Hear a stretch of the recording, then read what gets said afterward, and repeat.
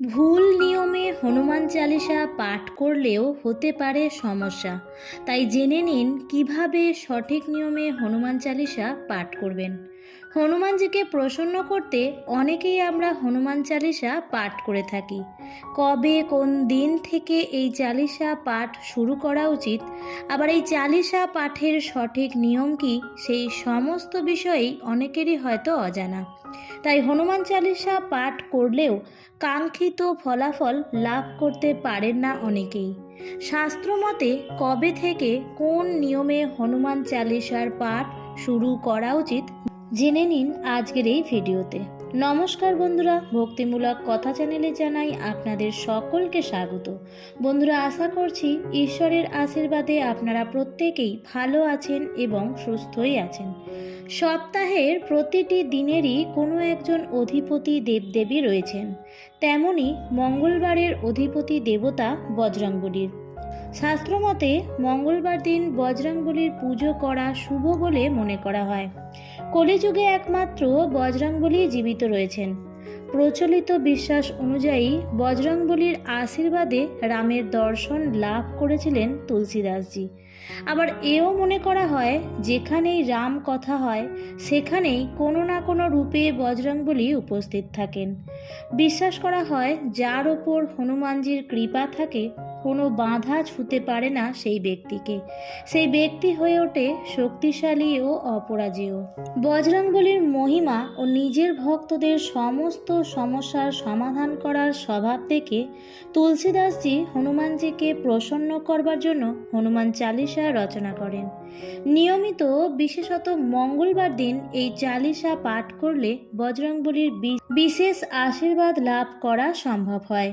তবে শাস্ত্রমতে সঠিক নিয়ম মেনে হনুমান চালিসা পাঠ করা উচিত, তা না হলে ভক্তরা এর শুভ ফল থেকে বঞ্চিত হয়ে যাবেন। কোন নিয়ম অনুযায়ী হনুমান চালিসা পাঠ করা উচিত জেনে নিন। তাই সকল দর্শক বন্ধুদের ভিডিওটি সম্পূর্ণ দেখার জন্য অনুরোধ করব। সাধারণত মঙ্গলবার দিনটি হনুমানজির জন্য বরাদ্দ। এছাড়াও অনেকেই আছেন মঙ্গলবারের সাথে সাথে শনিবারও হনুমান চালিসা এবং হনুমানজির পূজা করে থাকেন। কোন নিয়ম মেনে হনুমান চালিসা পাঠ করবেন? হনুমান চালিসা সূর্যোদয়ের আগেও পাঠ করতে পারেন, আবার সূর্যাস্তের পরেও পাঠ করতে পারেন। মঙ্গলবার দিন স্নান সেরে স্বচ্ছ পোশাক ধারণ করুন। এরপর বজরংবলীর পুজো করুন। পুজোর সময় কুশ বা অন্য কোনো, সম্ভব হলে লাল রঙের কোনো আসনে বসতে পারেন, তাহলে অত্যন্ত ভালো ফল পাওয়া যায়। তারপর হনুমান চালিসা পাঠ করা শুরু করতে পারেন। তবে হনুমান চালিসা পাঠ শুরু করবার আগে সর্বদা গণেশজির আরাধনা করবেন। গণেশজির আরাধনার পর মাতা সীতা ও রামকে স্মরণ করে সংকটমোচনকে প্রণাম করুন ও হনুমান চালিসা পাঠের সংকল্প নিন। মনে রাখবেন, হনুমান চালিসা পাঠ করার আগে অবশ্যই 108 বার রাম নাম করে নেবেন। এরপর বজরংবলীর সামনে ধূপকাঠি ও প্রদীপ জ্বালিয়ে দিন। বজরংবলী রামের ভক্ত হওয়ায় চালিসা পাঠ হয়ে যাওয়ার পর রামের স্মরণ করুন এবং বজরংবলীকে বোঁদে বা বেসনের লাড্ডুর ভোগ নিবেদন করুন। হনুমান চালিসা পাঠ করার সময় সামনে একটি ছোট্ট গ্লাসে জল রাখুন। বলা হয় হনুমান চালিসা পাঠ করার সময় একটি তরঙ্গের সৃষ্টি হয়, আর সেই শক্তিশালী তরঙ্গ গ্লাসের জল শোষণ করে নেয়। পাঠের শেষে সেই জলের দিকে তাকিয়ে নিজের মনস্কামনা বজরংবলীকে জানালে তা পূর্ণ হতে খুব বেশি সময় লাগে না। তাই পাঠ শেষে ওই জল পান করলে পজিটিভ ভাইব্রেশন আপনার মধ্যেও প্রবেশ করবে এবং ইতিবাচক একটি ফল পাবেন। হিন্দু শাস্ত্রে প্রাচীন ঐতিহ্য অনুসারে মঙ্গলবার দিন ভগবান হনুমানজির উপস্থাপনার আদর্শ দিন। মঙ্গলবার দিন থেকে হনুমান চালিসা পাঠ শুরু করা উচিত। একবার পাঠ শুরু করলে 7 দিন অথবা 21 দিন টানা পাঠ করা উচিত। শনিবার দিনও হনুমান চালিসা পাঠ করা যায়। শনিদেব মানুষের জীবনে ব্যর্থতা, হতাশা, দুর্দশা নিয়ে আসেন। শনিবার হনুমান চালিসা পাঠ করলে এর থেকে পরিত্রাণ পাওয়া যায়। পাঠ করার সময় তামসিক খাবার খাওয়া কঠোরভাবে নিষিদ্ধ। অর্থাৎ পাঠ করার সংকল্প নিয়ে হনুমান চালিসা পাঠ শুরু করলে পাঠ চলাকালীন দিনগুলিতে আমিষ জাতীয় খাবার মদ্যপান গ্রহণ করলে তার সঠিক ফল লাভ হয় না। হনুমান চালিসা পাঠ যখন খুশি বা যেভাবে খুশি শোনা যায়, কিন্তু পাঠ করার সময় স্নান করে শুদ্ধ কাপড় পরে করাই নিয়ম। এবার বলি হনুমান চালিসা পাঠ করার সময় যে কাজগুলি করবেন না। আপনি যখনই হনুমান চালিসা পাঠ করবেন তখনই আপনার মনে কোনো প্রকার নেতিবাচকতা আনবেন না। এই কারণে সেই পাঠ সম্পূর্ণ বলে বিবেচিত হয় না। আপনি যদি হনুমানজির ভক্ত হন তবে কখনো কোনো দুর্বল ব্যক্তিকে বিরক্ত করবেন না বা কোনো ধরনের খারাপ ভাষা ব্যবহার করবেন না। এর কারণে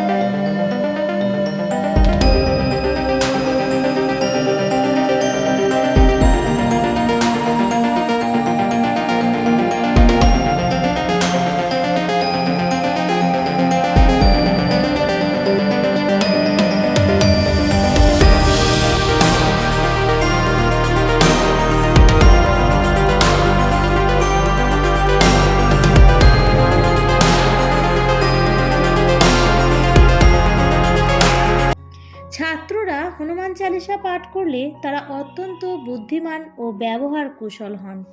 মোক্ষ লাভের কার্যকর উপায় হলো হনুমান চালিসা পাঠ। জীবনের যে কোনো বাধা বিপত্তিকে দূর করার জন্য মঙ্গলবার দিন হনুমানজির যে কোনো মন্দিরে গিয়ে বজরংবলীকে চোলা অর্পণ করুন ও সুন্দরকাণ্ড পাঠ করুন। এর প্রভাবে জীবনে আগত সমস্ত বাধা দূর হবে, সংকট কেটে যাবে এবং কাজে সাফল্য লাভ করবেন। চাকরি না পেলে বা রোজগারের খোঁজ না পেলে বজরংবলীকে পানের খিলি অর্পণ করুন। এর প্রভাবে জাতকের সমস্ত মনস্কামনা পূর্ণ হবে। দীর্ঘদিন ধরে রোগে ভুগতে থাকলে বজরংবলীর সামনে বসে এই চোপাইটি পাঠ করুন। নাশই রোগ হরেই সব পীড়া, জপত নিরন্তর হনুমত বীরা। এর অর্থ হলো নিরন্তর হনুমানজির নাম জপ করলে সর্বপ্রকার রোগ পীড়া বিনষ্ট হয়।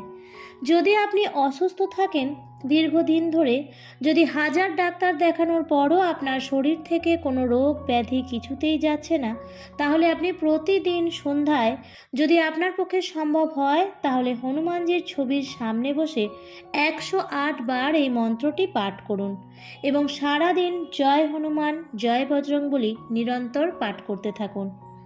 যদি আপনার অসুস্থতা গুরুতর হয়, আপনি যদি বসে পাঠ করতে না পারেন, তাহলে বিছানায় শুয়েই এই মন্ত্রটি বা এই চোপাইটি 108 বার পাঠ করুন এবং সারাদিন মনে মনে জয় হনুমান জয় বজরংবলী নিরন্তর পাঠ করে যাবেন।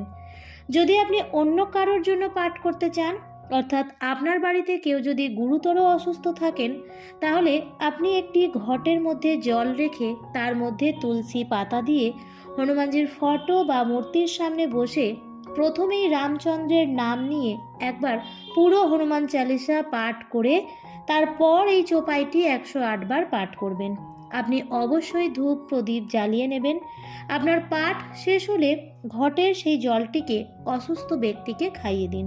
এরপর বলবো, দীর্ঘদিন ধরে যদি অর্থ কষ্টে ভুগতে থাকেন, তাহলে নিয়ম মেনে হনুমান চালিসার এই চোপাইটি পাঠ করুন। আর সেই চোপাইটি হলো অষ্টসিদ্ধি নবনিধিকে দাতা অশবর দেহ জানকী মাতা। এর অর্থ হলো সীতা মাতা আপনাকে প্রদান করেছেন যে আপনি অষ্টসিদ্ধি বরদান দিতে পারেন। আপনি যদি দীর্ঘদিন অর্থ কষ্টে ভোগেন, আপনার যদি আর্থিক সংকট সারা বছর ধরে লেগেই আছে, অথবা আপনার অর্থ ব্যয় হয়ে যাচ্ছে, কিছুতেই কিছু করতে পারছেন না, তাহলে আপনি এই চোপাইটি প্রতিদিন সন্ধ্যায় বজরংবলীর পুজোর সময় 108 বার করে পাঠ করুন। এই চোপাইটি অত্যন্ত শক্তিশালী। শুদ্ধ মনে শুদ্ধ বস্ত্রে এই চোপাইটির নিয়ম মেনে পাঠ করলে এর শুভ ফল অবশ্যম্ভাবী। যাই হোক বন্ধুরা, আমার আজকের ভিডিওটি এই পর্যন্তই। ভিডিওটি দেখে যদি ভালো লাগে তাহলে অবশ্যই লাইক, কমেন্ট এবং শেয়ার করতে ভুলবেন না। এবং চ্যানেলে যদি নতুন হয়ে থাকেন তাহলে অবশ্যই চ্যানেলটিকে সাবস্ক্রাইব করে পাশে থাকা বেল আইকনটির অল লেখাটিতে ক্লিক করে দেবেন। আবারও দেখা হবে পরবর্তী নতুন কোনো ভিডিওতে। ভালো থাকবেন, সুস্থ থাকবেন। ধন্যবাদ।